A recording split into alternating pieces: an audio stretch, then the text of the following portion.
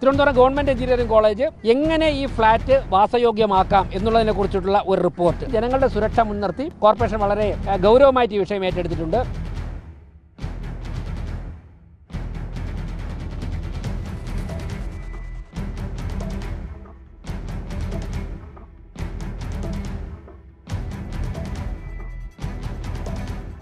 നമസ്കാരം. തിരുവനന്തപുരം നഗരസഭാ പരിധിക്കുള്ളിലെ ഹാർബർ വാർഡിലുള്ള, അതായത് മതിപ്പുറം എന്ന സ്ഥലത്ത് സ്ഥിതി ചെയ്യുന്ന 2015 ശേഷം പണിത, അതായത് കേന്ദ്ര പദ്ധതി പ്രകാരം 90 കോടിയിലധികം രൂപ ചെലവഴിച്ചുകൊണ്ട് മത്സ്യത്തൊഴിലാളികൾക്ക് വേണ്ടി പണിത ഫ്ലാറ്റിൻ്റെ വാർത്ത നമ്മൾ ഇക്കഴിഞ്ഞ കുറച്ച് ദിവസങ്ങൾക്ക് മുൻപേ പുറത്ത് വിട്ടിരുന്നു.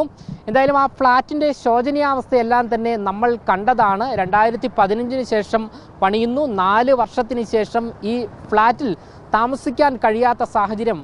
ഫ്ലാറ്റിൻ്റെ വാർപ്പും തേപ്പും എല്ലാം തന്നെ ഇടിഞ്ഞു പൊളിഞ്ഞ് വീഴുന്ന സാഹചര്യം. ഇവിടെ കോടിക്കണക്കിന് രൂപ ഇത്തരത്തിൽ ചെലവഴിച്ചുകൊണ്ടാണ് ഫ്ലാറ്റ് നിർമ്മാണം പൂർത്തീകരിച്ചിരിക്കുന്നത്. കേന്ദ്ര സർക്കാരിൻ്റെയും സംസ്ഥാന സർക്കാരിൻ്റെയും കോർപ്പറേഷൻ്റെയും ഗുണഭോക്താക്കളുടെ വിഹിതവും ഉപയോഗിച്ചുകൊണ്ടാണ് ഇത്തരത്തിൽ ഫ്ലാറ്റ് നിർമ്മാണം നടത്തിയത്. എന്നാൽ ഈ ഫ്ലാറ്റിൽ നിലവിലിപ്പോൾ താമസിക്കാൻ കഴിയാത്ത സാഹചര്യം. ഇതിന് പിന്നാലെ മേയർ അടക്കം പറഞ്ഞിരുന്നു, ഈ ഒരു ഫ്ലാറ്റ് നിർമ്മാണത്തിൽ വലിയ ക്രമക്കേട് നടന്നിട്ടുണ്ട്, ഫോറൻസിക് ഓഡിറ്റ് ഉൾപ്പെടെ നടത്തേണ്ടതുണ്ട്. ഇതുമായി ബന്ധപ്പെട്ട് തിരുവനന്തപുരം എഞ്ചിനീയറിംഗ് കോളേജിനെ സമീപിച്ചിരിക്കുന്നു എന്നുള്ള വാർത്തകളെല്ലാം തന്നെ നമ്മൾ പുറത്തുവിട്ടിരുന്നു.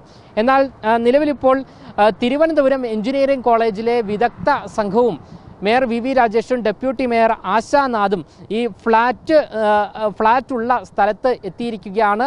ഇവിടെ പരിശോധന നടത്തിയിരിക്കുകയാണ്. വിദഗ്ധ സംഘവും മേയറും ഡെപ്യൂട്ടി മേയറും ഉൾപ്പെടെയുള്ള സംഘം ഈ ഫ്ലാറ്റ് നിലവിലിപ്പോൾ പരിശോധിച്ചിരിക്കുകയാണ്. അതായത് ഈ ഒരു ശോചനീയാവസ്ഥ പരിഹരിക്കാൻ തിരുവനന്തപുരം നഗരസഭ തുനിഞ്ഞ് ഇറങ്ങിയിരിക്കുകയാണ് എന്നുള്ള കാര്യത്തിൽ വ്യക്തമായിരിക്കുകയാണ്. നിലവിലിപ്പോൾ വിദഗ്ധ സംഘം പരിശോധന കഴിഞ്ഞ് പുറത്തേക്ക് ഇറങ്ങിയിരിക്കുകയാണ്. മേയർ വി രാജേഷ് അടക്കം നമ്മളോട് പ്രതികരിക്കും എന്നാണ് നമുക്ക് മനസ്സിലാക്കാൻ സാധിക്കുന്നത്. റേ പദ്ധതി ഉൾപ്പെടുത്തി കേന്ദ്ര സർക്കാരിൻ്റെയും സംസ്ഥാന സർക്കാരിൻ്റെയും അതോടൊപ്പം തന്നെ കോർപ്പറേഷൻ്റെയും ഫണ്ട് ഉപയോഗിച്ച് നിർമ്മിച്ച ഫ്ലാറ്റുകളാണിത്. തിരുവനന്തപുരം കോർപ്പറേഷനിലെ വിഴിഞ്ഞം സോണിലുള്ള ഹാർബർ വാർഡിലാണ്. ഞങ്ങൾ കഴിഞ്ഞ 1-2 ദിവസം ഇവിടെ സന്ദർശിച്ചിരുന്നു. ഇവിടെ 100 കണക്കിന് കുടുംബങ്ങൾ താമസിക്കുന്നുണ്ട്. മതിയായ ക്വാളിറ്റി ഇല്ലാത്ത നിർമ്മിച്ചതിനാൽ ഇത് നിർമ്മാണം പൂർത്തിയായി 4 വർഷം കഴിഞ്ഞ ഉടൻ തന്നെ പൊളിഞ്ഞു വീഴാൻ ആരംഭിച്ചു. അതിൻ്റെ അടിസ്ഥാനത്തിൽ തിരുവനന്തപുരം കോർപ്പറേഷനിലെ സ്റ്റിയറിംഗ് കമ്മിറ്റി യോഗം ചർച്ച ചെയ്തതനുസരിച്ച് തിരുവനന്തപുരം ഗവൺമെൻറ് എഞ്ചിനീയറിംഗ് കോളേജിൻ്റെ സിവിൽ ഡിപ്പാർട്ട്മെൻറ്റിനെ കുറിച്ച് കൊണ്ട് ഈ ഫ്ലാറ്റുകൾ ഏതു തരത്തിൽ വാസയോഗ്യമാക്കാം, എന്തുകൊണ്ടാണ് പണി പൂർത്തിയായി 4 വർഷം കഴിഞ്ഞപ്പോൾ തന്നെ ഇത് പൊളിഞ്ഞു വീഴാൻ തുടങ്ങി എന്നുള്ള കാര്യങ്ങൾ അന്വേഷിക്കാൻ വേണ്ടി തീരുമാനിച്ചു. അതിൻ്റെ അടിസ്ഥാനത്തിൽ തിരുവനന്തപുരം ഗവൺമെൻറ് എഞ്ചിനീയറിംഗ് കോളേജിന് കത്ത് കൊടുത്തു. അതിനെ തുടർന്നാണ് എഞ്ചിനീയറിംഗ് കോളേജിലെ സ്ട്രക്ചറൽ എഞ്ചിനീയേഴ്സ് ആയിട്ടുള്ള സിവിൽ ഡിപ്പാർട്ട്മെൻറ്റിലെ സ്ട്രക്ചറൽ എഞ്ചിനീയേഴ്സും അധ്യാപകരുമായിട്ടുള്ള ശ്രീ മിത്രയും ബിജുവും ഇന്ന് ഞങ്ങളോടൊപ്പം ഉണ്ട്. അവർ രണ്ടുപേരും ഇവിടെ വന്നു. പ്രാഥമികമായി ഇവിടുത്തെ കാര്യങ്ങളൊക്കെ തന്നെ വിലയിരുത്തി. അതോടൊപ്പം തന്നെ തിരുവനന്തപുരം കോർപ്പറേഷനിലെ എഞ്ചിനീയർമാരായിട്ടുള്ള സാമും ബിജുവും ഞങ്ങളോടൊപ്പം ഉണ്ട്. എക്സിക്യൂട്ടീവ് എഞ്ചിനീയർമാരാണ്. അവരും ഇവരെ അനുഗമിക്കുന്നുണ്ട്. അതോടൊപ്പം തന്നെ എഞ്ചിനീയറിംഗ് വിങ്ങിലെ മരാമത്ത് ചെയർപേഴ്സൻ്റെ നേതൃത്വത്തിൽ എഞ്ചിനീയറിംഗ് വിങ്ങിലെ വിവിധ ഉദ്യോഗസ്ഥന്മാരുമുണ്ട്. ഈ പദ്ധതി ആരംഭിച്ചത് മുതൽ ഇതുവരെയുള്ള എഞ്ചിനീയറിംഗ് കോളേജ് ആവശ്യപ്പെട്ട എല്ലാ രേഖകളും തന്നെ അവർക്ക് കൈമാറുന്നുണ്ട്. അവരാവശ്യപ്പെടുന്ന സ്ട്രക്ചറൽ ഡിസൈൻസൊക്കെ തന്നെ വരാൻ പോകുന്ന ദിവസങ്ങളിൽ കൊടുക്കും. ഇതിൻ്റെ അടിസ്ഥാനത്തിൽ തിരുവനന്തപുരം ഗവൺമെൻറ് എഞ്ചിനീയറിംഗ് കോളേജ് എങ്ങനെ ഈ ഫ്ലാറ്റ് വാസയോഗ്യമാക്കാം എന്നുള്ളതിനെക്കുറിച്ചിട്ടുള്ള ഒരു റിപ്പോർട്ട്. അതോടൊപ്പം തന്നെ എന്ത് പാകപ്പിഴകൾ സംഭവിച്ചതുകൊണ്ടാണ്, നിർമ്മാണത്തിലെ പാകപ്പിഴവാണോ മറ്റെന്തെങ്കിലും പ്രശ്നമാണോ, അതിനെക്കുറിച്ചുള്ള ഒരു അന്വേഷണം കൂടി നടത്തി തിരുവനന്തപുരം കോർപ്പറേഷന് റിപ്പോർട്ട് തരും. അതിൻ്റെ അടിസ്ഥാനത്തിൽ ഞങ്ങൾ തുടർ നടപടികളുമായി മുന്നോട്ട് പോകും. എന്തായാലും ജനങ്ങളുടെ സുരക്ഷ മുൻനിർത്തി കോർപ്പറേഷൻ വളരെ ഗൗരവമായിട്ട് ഈ വിഷയം ഏറ്റെടുത്തിട്ടുണ്ട്. ഈ വിഷയം കൗൺസിലിൽ ഉന്നയിക്കുകയും അതോടൊപ്പം തന്നെ ഇവിടെ താമസിക്കുന്ന ജനങ്ങളെ കൊണ്ട് മേയറുടെ ചേംബറിലെത്തി കാര്യങ്ങൾ സൂചിപ്പിക്കുകയും ചെയ്ത് ഈ വാർഡിൻ്റെ കൗൺസിലർ അഫ്സയാണ്. അഫ്സ ഇവിടെ നിന്ന് ജയിച്ച് വിഷയം ശ്രദ്ധയിൽ വന്ന ആ ദിവസം മുതൽ ഇക്കാര്യങ്ങളുമായി ഇതിൻ്റെ മുൻപന്തിയിൽ തന്നെ ഉണ്ട്. ഞങ്ങൾ എല്ലാവരും കൂടി ഒരുമിച്ച് നിന്നുകൊണ്ട് ഗവൺമെൻറ് എഞ്ചിനീയറിംഗ് കോളേജിൻ്റെ കൂടി ഉപദേശം തേടിക്കൊണ്ട് ഇവിടുത്തെ ജനങ്ങളുടെ സുരക്ഷ മുൻനിർത്തി ഈ പ്രശ്നം പരിഹരിക്കാനുള്ള പരിശ്രമത്തിലാണ്. പ്രാഥമിക പരിശോധന അല്ല, അത് അവർ വന്ന് കണ്ടതല്ലേ ഉള്ളൂ. അവർക്ക് ഒരു പക്ഷേ ആ ഫീൽഡിൽ വർക്ക് ചെയ്യുന്ന അധ്യാപകരായതുകൊണ്ട് അവർക്ക് എന്തെങ്കിലുമൊക്കെ ഒരു വിലയിരുത്തലുണ്ടാവും.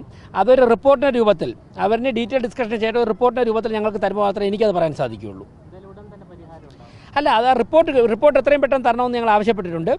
അതിൻ്റേതൊരു സമയമെടുക്കും. ആ റിപ്പോർട്ട് കിട്ടിക്കഴിഞ്ഞാൽ the very next day corporation ആക്ഷനിലേക്ക് കടക്കും.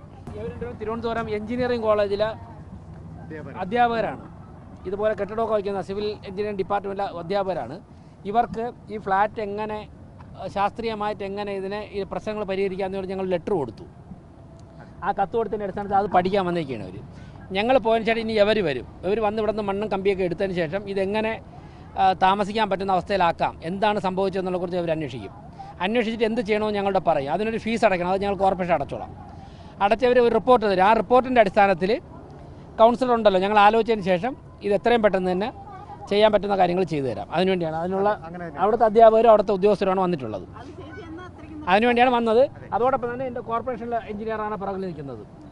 പിന്നെ മരാമത്തിൻ്റെ സ്റ്റാൻഡിംഗ് കമ്മിറ്റി ചെയർപേഴ്സൺ ഉണ്ട്. ഇവർ കോർഡിനേറ്റ് ചെയ്തിട്ട് ചെയ്തു തരും. കുടിവെള്ളം അത് ചർച്ച ചെയ്യാം. അത്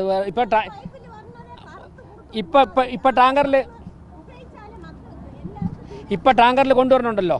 ഇത് പൈപ്പിൽ മനസ്സിലായി. അത് പൈപ്പിൽ കൊണ്ടുവരാൻ ഏർപ്പാട് ചെയ്യാം. അത് നോക്കാം. എന്തായാലും ഈ കെട്ടിടം പഠിക്കാനാണ് വന്നത്. പഠിച്ചതിന് ശേഷം ബാക്കി കാര്യങ്ങൾ ചെയ്യാം. ചെയ്തുതരാം. ഓക്കെ. അവരൊന്ന് ഓരോന്നും മണലൊക്കെ അവരറിയിക്കും. അവർ മുൻകൂട്ടി അറിയിക്കും. നിങ്ങളെ കൊണ്ടായിരുന്നാൽ അത് ചെയ്യും. എന്തായാലും മേയർ നമ്മളോട് വ്യക്തമാക്കിയിരിക്കുന്നത് വിദഗ്ധ സംഘം ഇവിടെ പരിശോധന നടത്തിയിരിക്കുന്നു. വലിയ ആശങ്കയാണ് നിലനിൽക്കുന്നത്. ഇവിടെ മത്സ്യത്തൊഴിലാളികളെ സംബന്ധിച്ച് കിടന്നുറങ്ങാൻ കഴിയാത്ത സാഹചര്യം.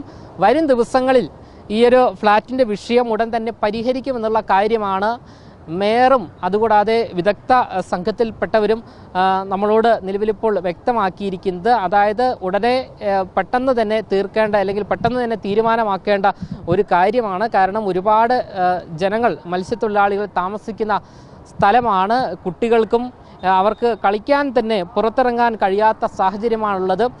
ഇക്കഴിഞ്ഞ ദിവസം നമ്മൾ വാർത്ത ചെയ്തപ്പോൾ ഒരു അമ്മയുടെ തലയിൽ വാർപ്പ് വീണ് ഏകദേശം 13 സ്റ്റിച്ച് ഇട്ടിരുന്നു എന്നുള്ളൊരു വാർത്ത നമ്മൾ ചെയ്തിരുന്നു. ഇതിന് പിന്നാലെ ഇക്കഴിഞ്ഞ ദിവസവും അതായത് ഒരു കുട്ടിയുടെ തലയിൽ ഇത്തരത്തിൽ വാർപ്പ് വീണു എന്നാണ് ഇവർ നമ്മളോട് പറഞ്ഞു വെക്കുന്നത്. അതായത് വലിയ ആശങ്ക നിലനിൽക്കുന്നു. മേയർ ഇപ്പോൾ എന്തായാലും വ്യക്തമാക്കുന്നത് ഈ വിദഗ്ധ സംഘം പരിശോധന നടത്തിയിരിക്കുന്നു. പ്രാഥമിക പരിശോധനയാണ് നടത്തിയിരിക്കുന്നത്. ആ സംഘം എന്താണോ നിർദ്ദേശിക്കുന്നത്, ഈ പരിശോധനയുമായി ബന്ധപ്പെട്ടും പരിശോധനയിൽ എന്തൊക്കെയാണ് മനസ്സിലായിരിക്കുന്നത് എന്നുള്ള കാര്യങ്ങളിൽ ഉൾപ്പെടെ മേയറുമായി ചർച്ച നടത്തും. എന്ത് പരിഹാരമാണ് കാണുവാൻ സാധിക്കുകയെന്ന് മേയറോട് ഈ വിദഗ്ധ സംഘം പറയും. അതിനനുസരിച്ചുള്ള പരിഹാര നടപടികളാണ് ഉണ്ടാവുക എന്നാണ് മേയർ വി രാജേഷ് നിലവിലിപ്പോൾ മാധ്യമങ്ങളോട് വ്യക്തമാക്കിയിരിക്കുന്നത്. ക്യാമറമാൻ ആഷിക്കിനൊപ്പം അമൽ രുദ്ര, മറുനാടൻ മലയാളി, തിരുവനന്തപുരം.